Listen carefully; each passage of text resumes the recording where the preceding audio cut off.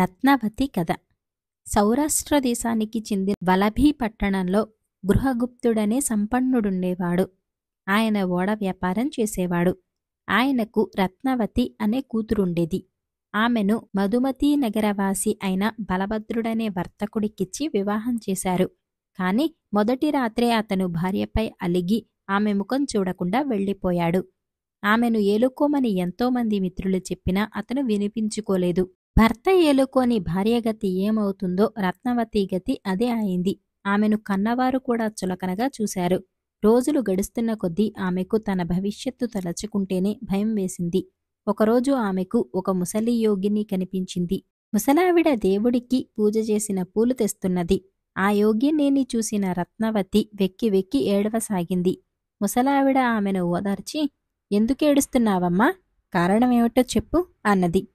రత్నావతి ఒక వంక చెప్పటానికి బిడియపడుతూనే ముసలావిడితో అంతా చెప్పేసి, "భర్త విడిచిన ఆడది చచ్చిన దాని కిందనే లెక్క. అందుకు నేనే నిదర్శనం. మా అమ్మ మొదలుకొని ప్రతి ఒక్కరూ నన్ను చులకనగా చూస్తున్నారు. నాపై వారికి గౌరవం కలిగేటట్టు చెయ్యి, లేదా నేను ప్రాణత్యాగం చేసుకుంటాను. నేను చచ్చినదాకా ఈ సంగతి మరెవరికీ చెప్పకు" అని ఏడ్చింది. యోగినికి కూడా కళ్ళు చెమ్మగిల్లాయి. ఆమె రత్నావతిని ఆలింగనం చేసుకుని, "బిడ్డా, సాహసం చేయకు. నీకు జీవితం మీద విరక్తి కలిగితే నాతో పాటు తపస్సు చెయ్యి.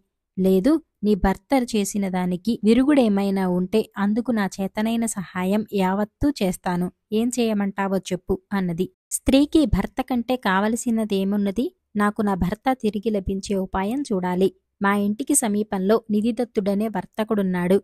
ఆయన గొప్ప కులీనుడు, రాజాధరణ కలిగినవాడును. ఆయన కుమార్తె కనకవతి అచ్చగా నన్ను పోలి ఉంటుంది. నాకు స్నేహితురాలు. నేను దానికన్నా ఎక్కువగా నగలు ధరించి అలంకరించుకొని దానితో పాటు వారి మేడ మీద విహరిస్తూ ఉంటాను. అప్పుడు నీవు వచ్చి వాళ్ల అమ్మ పిలుస్తున్నదని దాన్ని మేడ మీద నుంచి పంపేసి మేడ కిందకి ఏదో విధంగా నా భర్త వచ్చేటట్టు చెయ్యి. నేను పొరపాటున పడేసినట్టుగా బంతిని కింద పడేస్తాను. అప్పుడు నీవాయనతో నేను కనకవతినని చెప్పి ఆ బంతిని ఆయన తెచ్చి నాకిచ్చేటట్టు చెయ్యి. తర్వాత నేను ఆయనను ఎలాగో వశపరుచుకుంటాను" అని రత్నావతి యోగినితో అన్నది. యోగిని తన పని తాను నిర్విఘ్నంగా కొనసాగించింది. బలభద్రుడు నిధిదత్తుడింటికి వచ్చి మేడ మీద బంతితో ఆడుకుంటున్న తన భార్యను చూసి గుర్తించక కనకవతే అనుకున్నాడు. యోగిని ప్రేరణతో కింద పడిన బంతిని తీసుకుపోయి ఆమెకిచ్చాడు. ఆ సమయంలో రత్నావతి అతన్ని ఆలింగనం చేసుకున్నది. బలభద్రుడు ఆమెపై అనురాగం పొంగి పొరలగా రాత్రికి రాత్రే తన ధనాన్నంతా తీసుకుని రత్నావతితో సహా దేశాంతరానికి ప్రయాణమై వెళ్లిపోయాడు. మర్నాడు గృహగుప్తుడి ఇంట గగ్గోలు పుట్టింది. రత్నావతి ఎక్కడా కనిపించలేదు. అందరూ ఆందోళన చెంది ఉన్న సమయంలో యోగిని వచ్చి, "నిన్న మీ అల్లుడు బలభద్రుడు నా దగ్గరకు వచ్చి తాను చేసిన పనికి పశ్చాత్తాపం ప్రకటించాడు. తన భార్యను బహిరంగంగా ఏలుకోవటానికి సిగ్గుపడ్డట్టు కనిపించాడు. అందుచేత ఆమెను వెంటపెట్టుకుని రహస్యంగా దేశాంతరం వెళ్లి ఉంటాడు. నిజం త్వరలోనే తెలుస్తుంది. మీరేమీ కంగారు పడకండి" అని చెప్పింది. ఈ మాటలతో సంతృప్తిపడి ఆ ఇంటివారు రత్నావతి కోసం వెతికే ప్రయత్నం నుంచి విరమించుకున్నారు. రత్నావతి దారిలో ఒక దాసీని కుదుర్చుకుని తమకు అవసరమైన సంబారాలన్నీ కొని దానిచేత మోయించుకుని తన భర్తతో సహా కేటకమనే ఊరు చేరింది. అక్కడ బలభద్రుడు తన వ్యాపార దక్షత అంతా చూపి బాగా డబ్బు గడించి ధనికుడయ్యాడు.